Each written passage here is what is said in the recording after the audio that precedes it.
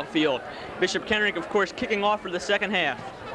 Mike Santillo will be the kicker for Norristown, back deep for the kicker for Kenrick, back deep for Norristown. Tommy Friday and Wayne Denson. Oh, they try the onside kick. The up man for Norristown will take the ball. That's Dave Elsier, number 5. Elsier fumbles the ball. We're going to have a scramble for the recovery, and it looks like Bishop Kenrick has the ball. Let's wait for the officials. Yes, they do. First down, Bishop Kenrick on the 50-yard line. Well, that was an onside kick. It didn't exactly work in the picture-perfect fashion, but the results were just the same. Bishop Kenrick with the ball just into the third quarter. And Gus Kane, a 5'8", 140-pounder defensive end, a junior for Kenrick, came up with the ball that time for Norristown, arming for Bishop Kenrick.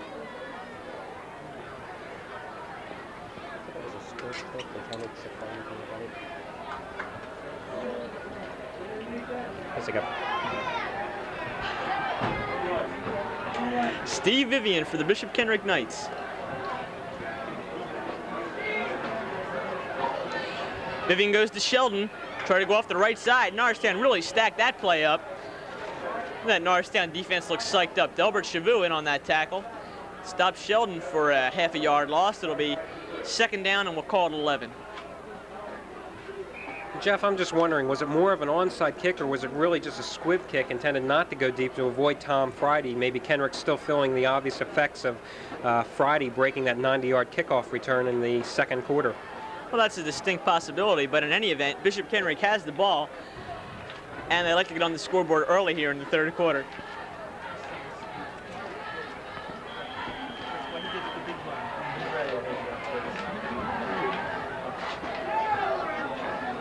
The next contract, I'm not going to have him in if you realize that.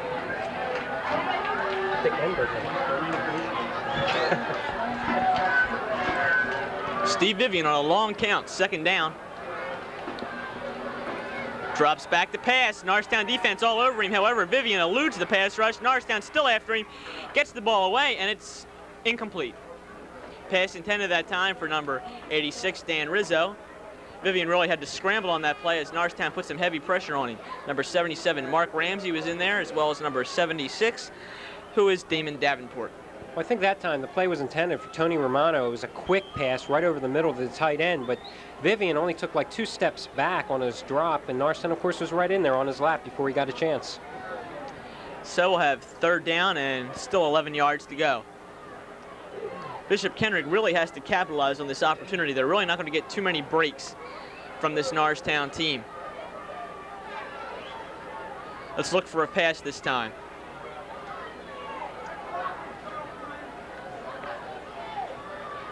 Vivian drops back. The quick pass over the middle, almost intercepted. Yes, it is intercepted. It looked good. It looked like a catch from here. And let's see what the referees call it. Yes, we'll call it an interception. Well, that time the ball was delivered right into the to the hands of Dan Rizzo, but it popped out of his hands and then picked off by Norristown. Once again, one of those quick passes, this time over to the right side. Well, it went from Rizzo to one Norristown defender, and I believe it was Toby Tolliver who picked that ball into his hands just above the turf. Good play that time. So Norristown turns things around quickly as there's still 10-17 remaining in the third quarter. Norristown now with the ball on the 40-yard line. Here's Rich Melito, quarterback for Norristown, pitches out to Wayne Denson. They're going to go everybody to the right side. Denson turns the quarter, stiff arms one man. Fine tackle that time by Bishop Kenrick. However, it was a defensive back who had to make the play. That's number 27 for the Knights, Mike Santillo. Wayne Denson really had a strong run that time. His strong arm knocked down a couple people. Well, that time Kenrick did the right thing. They forced Denson to make a wider sweep, and that's what they've got to do here against Wayne Denson, because Denson has the speed to turn the corner as he did for his touchdown early in this ball game.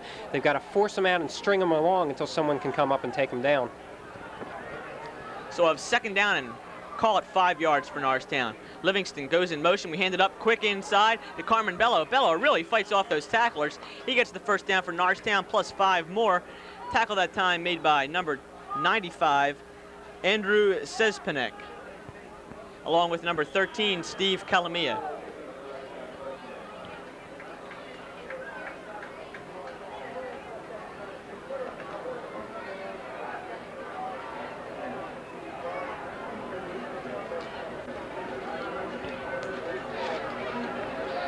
Melito gives it to Denson, the second back through. Nice tackle that time. Number 51 for the Knights, Jeff Etzel, really broke through the Norristown line. got himself wrapped around Wayne Denson's legs. No gain on the play. 2nd down and 10.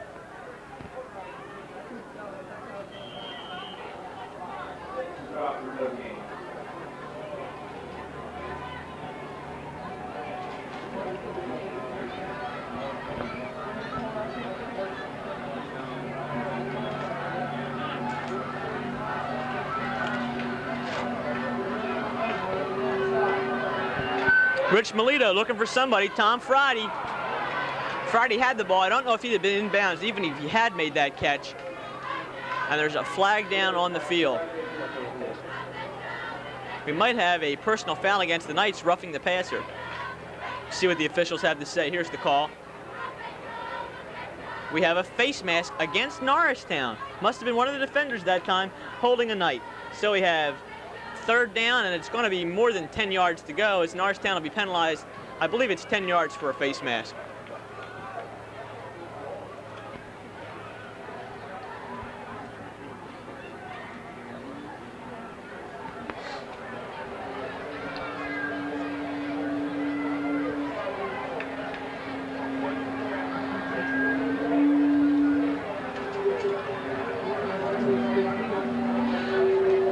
Yard penalty for Norristown on the face mask, so that'll make it 3rd down, no, rather 2nd down, and a lot of yards to go.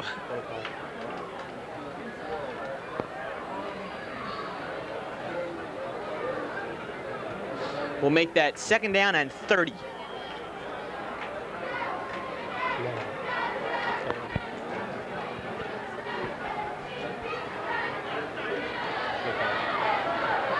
There's Dave Elsier around the right side.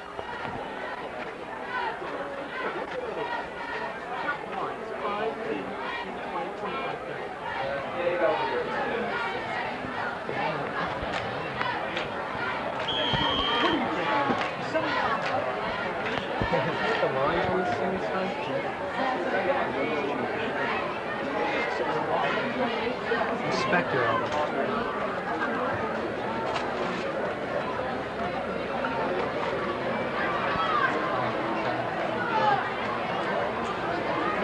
Third down and 28. I think Norristown's going to have to go to the air this time.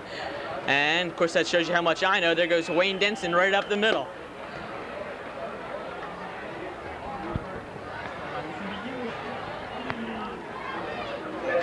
Fourth down, it looks like Norristown's going to have to punt. They still have well over 20 yards to go. 4th and 25.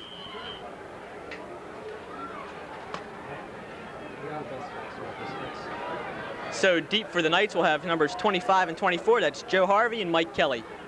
Dave Elsie will do the punting for Norristown. Of course, this game's being brought to you by the Norristown Area School District. Produced and directed by Tony Coya.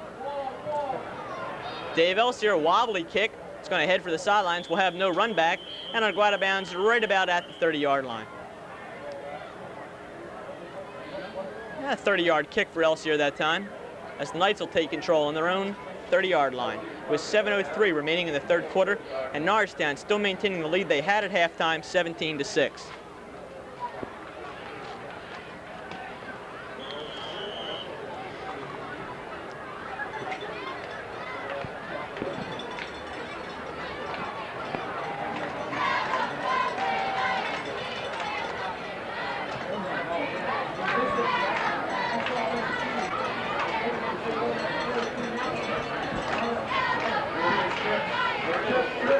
Bishop Kenrick ready to get things rolling again. One man in the backfield. We have three receivers split out to the right side. And there Vivian goes right to the air to the right side. He's going to run with the ball. No, he puts it into the air. Nice pass that time. Bobbled for a moment by number 25, Mike Kelly, but that was a fine play by Steve Vivian. He really had a lot on that throw.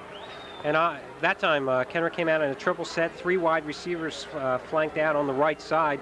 Obvious passing play. Norristown wasn't able to break through the line. Good pass protection given by Kenrick that time. And, of course, it helps that you've got Vivian, who was mobile enough to swing on out to the right side to buy himself a couple more seconds.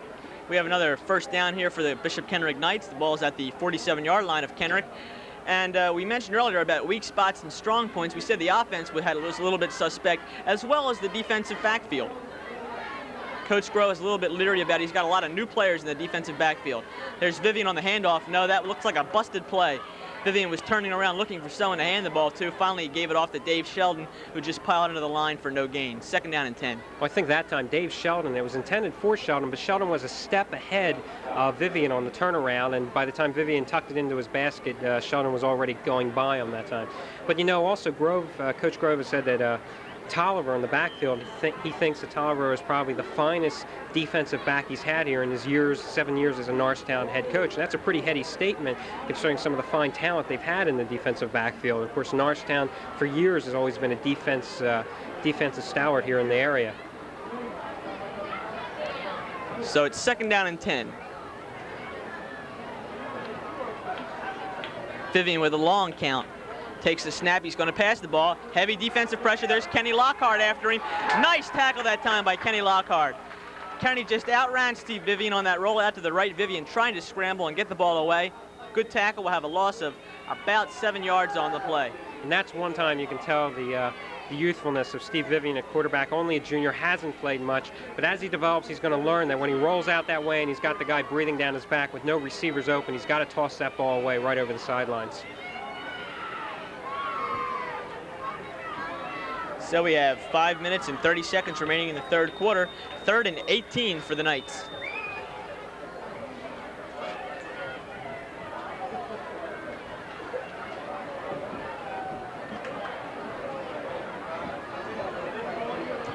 Vivian on the delay, hands off to Sheldon up the middle. That went for nothing and fooled no one. We'll have 4th down and 18. It's interesting here. You know, here they have a good chance. They came out, they held Norristown on the first series, and then Kenrick comes out here. Sure, it's 3rd and 18, but you've got nothing to lose. You might as well go for the pass, especially when you're trailing 17-6. I mean, the draw play and the delay play is not going to fool Norristown's defense. Yeah, I really disagree with that call too. However, you know, we don't know what Coach Giovanizzi was thinking that time, but in any event, Bishop Kenrick will have to punt. 4th and 18. From their own 40-yard line, the ball will be snapped. Fumble on the snap. Kenny Lockhart going after him. No, he trips himself and can't make the tackle. Nate Balknight fumbles, picks the ball up. I believe since Nate's knees were down on the ground, in high school and college football, once your knee touches the ground, you are considered down whether you've been tagged by a defender or not. And I'll tell you, John Cabot, the Bishop Kenrick punter that time, number 10, Cabot punting for him here in the 2nd half. He made a good play, kept his head on his shoulders, picked up the ball, evaded the oncoming Norristown player, I think you said it was Lockhart, and then made the punt. A lot of guys would have panicked and just taken off with it, and it surely would have given Norristown easy chance at better field position. That's right, Cabot just took 2 quick steps to his right and got the punt off, and Norristown doesn't really have good field position. They're at about the 27-yard line. There's Melito, hands it off right away to Bellow. Bellow up the middle, breaks a couple tackles. There's that bull running that Carmine Bellow has displayed so much so far this year. He'll be close to a 1st down. It looks like it's going to be 2nd down and a yard to go. That time, Bellow, Sezenpak for Bishop Kenrick, was waiting right there about 5 yards sooner. Bellow just quickly sidestepped to his right and picked up those extra 5 yards. Sezenpak was left on the ground for Kenrick.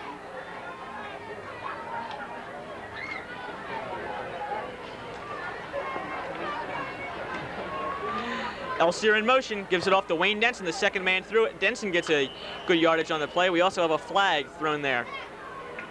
As it was in the middle, it might be holding against Norristown, however, I'm not sure. Could have been a face mask. And it's a clip against Norristown. Offensive clipping. So that'll knock Norristown back several yards. And instead of 2nd and 1, we'll have 1st down and let's see how many. Rather 2nd down. 10-yard penalty. 15-yard penalty, make that 2nd down and 16. So now, Jeff, we've seen on first 2 Norristown drives here, we've seen penalties curtail both of them. This time, of course, the clip, the first time, it was a face mask violation. Both penalties, of course, driving Norristown back 15 yards. Well, you don't like to see those mistakes. Perhaps it's just because the Norristown line is a bit eager in this ball game. I don't know. But we'll see if Norristown can work its way out. They've got a long way to go here. Melito is going to hand off to Wayne Denson off the right side. Denson for about 4 yards, I guess.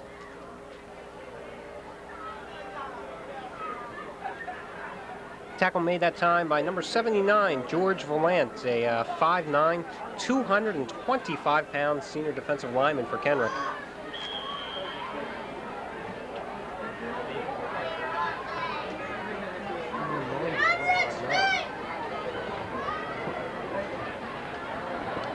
So we'll have 2:44 remaining, with the situation being 3rd down and 11 to go for Norristown. Melito takes a snap. He's going to pass the ball. He's got protection. He's got the time. Unwinds one. Tommy Friday, an interference. They're going to fight for the ball, and Tommy makes the reception. Fine play by Tommy Friday. He just wrestled that ball away from the Kenrick defender. First down, Norristown at midfield.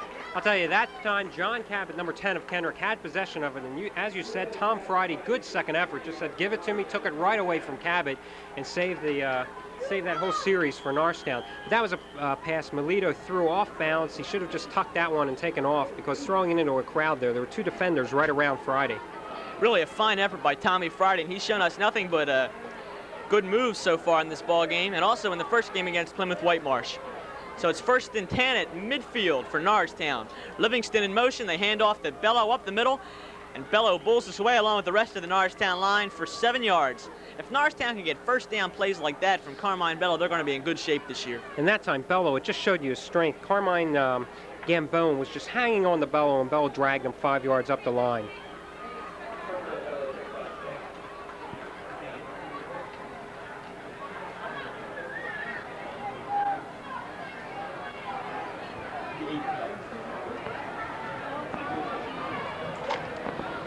Second down and 4 to go. Carmine Bellow again. Bellow looks like he has the first down. Wait till they mark it.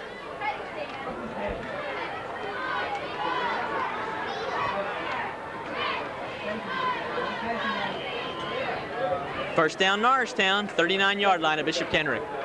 And as far as Norristown's upcoming schedule, we've got a break here. This upcoming Friday, the 17th, Norristown will be home once again, a Friday night against Southerton. And then the following week on Saturday at 1:30 in the afternoon, Norristown, the first day home game of the year, playing against University City. In fact, that's the only day game for Norristown this year. Apparently there's some kind of a schedule conflict. As you know, Norristown plays most of its games home on Friday night. Melito gives it off to Carmine Bellow. Bellow breaks through into the secondary. Nice run by Carmine Bellow. Oh, he's whipped down by John Cabot. Bellow all the way down to about the 14-yard line of Bishop Kenrick. He is just busting through that line. Bellow's getting into the secondary just about every time he touches the ball. Well, that time Bellow was sprung by a nice block by Joe Trump and knocked away one of the Bishop Kenrick defenders. Bellow cut back to the inside and then took right off. And as you said, if it wasn't for a couple of the Kenrick defenders back there, along with mainly John Cabot, Bellow would have easily broken through for the touchdown. We're winding down now to close to the end of the third quarter. We have just under 30 seconds remaining. Of course, Norristown in no hurry to get these plays off. Melito's going to hand off again to Bellow. There's Bellow up the middle. Close to a first down. He got just about 10 on that play, I think.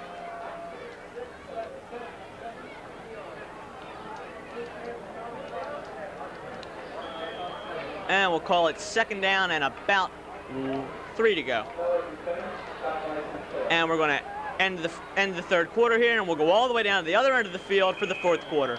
17-6 the score. Norristown still on top. And let's walk all the way down the field with the players as we wait for this fourth quarter to begin.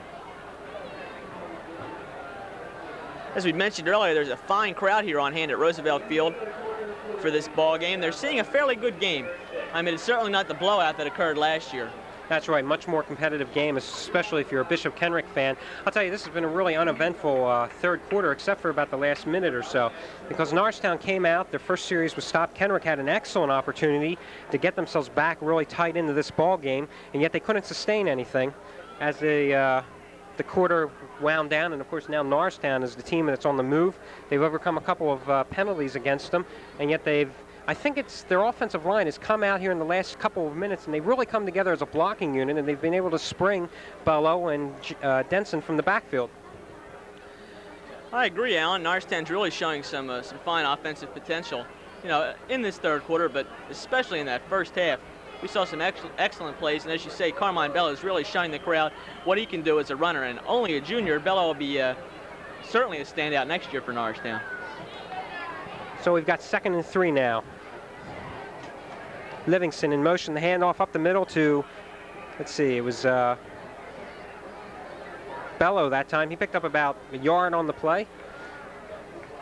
So we'll move on to third down.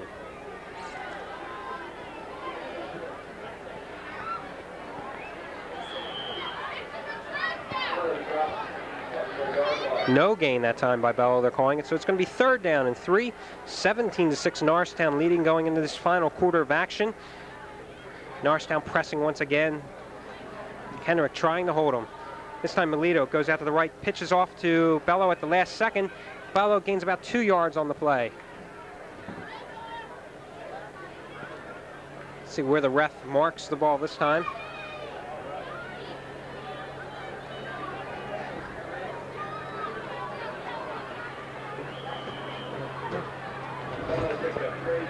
And Bellow picked up 3 yards that time, so it's going to be 3rd down and 1 now. And Norristown calls a timeout. Head coach Roger Grove, in his 7th season as Norristown's head coach, trots out onto the field. 17-6 Norristown leading, 11 minutes and 1 second left to go in this ball game. And Jeff, this could be the key series right here for Norristown, especially this play upcoming, because if Norristown's able to go ahead, score another touchdown here, they pretty much put the game away. Well, that's right. If Norristown gets in here, I'd say that's it. 11 minutes left to go in the ball game. Of course, we have a timeout on the field. We'll see what's going on after Norristown gets the ball into motion. But pending any disastrous play for Norristown, they should be able to get this ball into the end zone, or at least get 3 points out of a field goal. See what they do here. 4th down and 1.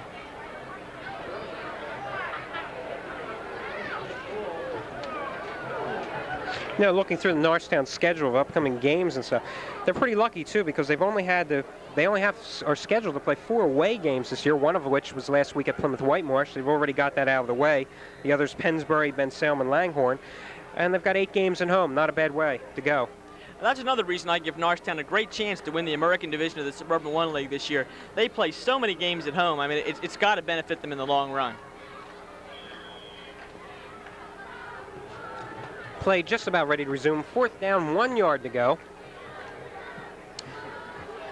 We've got Melito at quarterback with 3 men in the backfield now.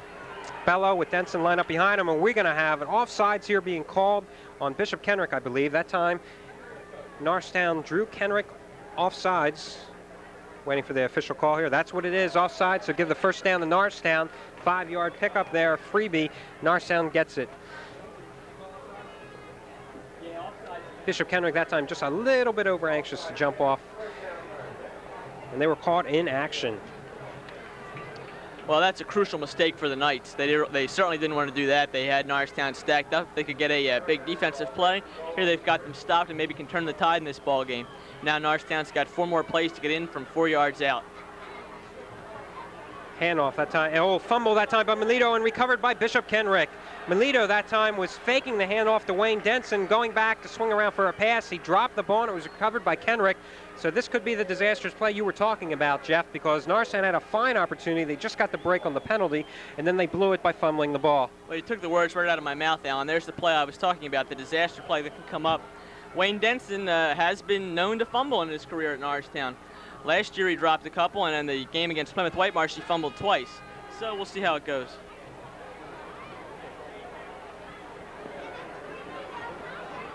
What it was really is the Denson-Melito combination. Those two have been having trouble occasionally hooking up on the pitches and the handoffs. Okay, now as Vivian takes control of the Knights offense, handoff this time to Sheldon. Sheldon only gains about a yard as he's piled up at the line by Norristown's defense, led that time by number 5, Dave Elsier. So Norristown, a costly turnover here in the opening minute of this 4th quarter. They're leading 17-6, but once again Kenrick is on the offensive.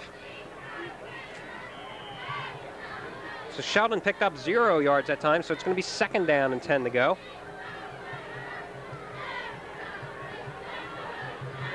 Sheldon and Corpelise in the backfield. They're split wide. Vivian and once again still a quarterback for Kenrick.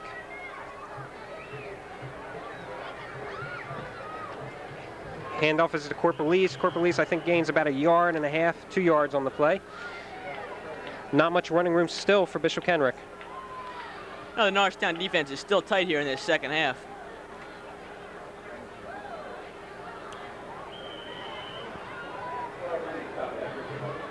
So we're going to have 3rd and 8.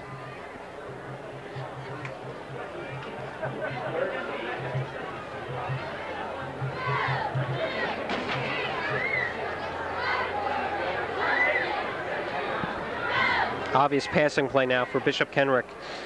Vivian had pretty good success so far in the ball game.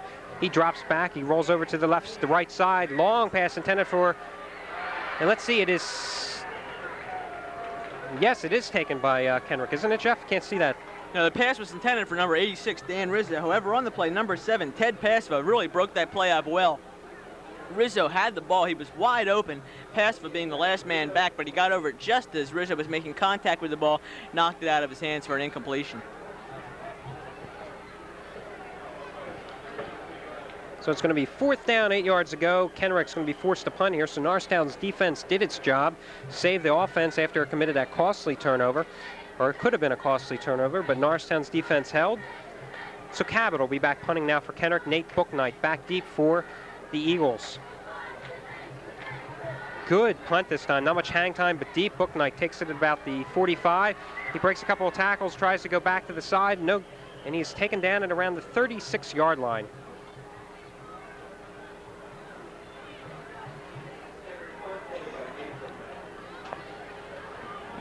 Norristown starting out here with great field position, starting out at the 36-yard line in Kenrick territory.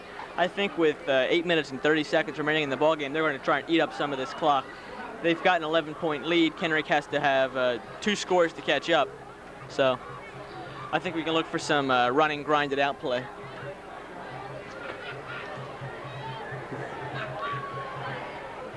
And this time Melito fakes the handoff, and then he slips on the turf, and he goes down. He's taken down there by number 51, Jeff Etzel of Bishop Kenrick.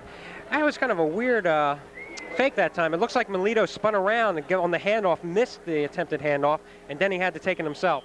That's right. I think Melito really got hung up on that decoy that time and didn't get outside as fast as he wanted to.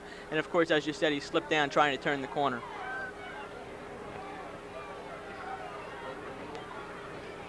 So once again, it's going to be Bellow and Denson in the I formation as Elsier goes in motion to the left.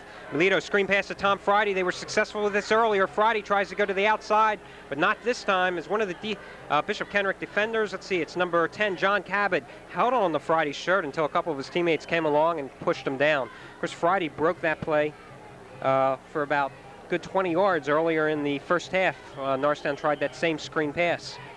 That's right. Kenrick was up to the play that time. Where Friday got several yards on the play. Norristown with a 3rd down situation, 4 to go. I don't know what they're going to do here. They have any number of plays they could use. They've been working for them 4 yards. Well, Melito rolling out now, waiting for the last second option. He pitches it out to Denson. Denson goes right on down the left side, and he's finally taken down there by number 15, Jim Greenwald. So that time it was an option play. Melito broke in right across the line, and at the last second pitching it out to Denson, who broke it away and got the first down for Norristown. It's a good play that time by Melito and Denson. As I mentioned earlier, they have had some problems on that pitch, especially in the Plymouth Whitemarsh game. They bobbled a couple, but it was a good play that time by Melito and Denson.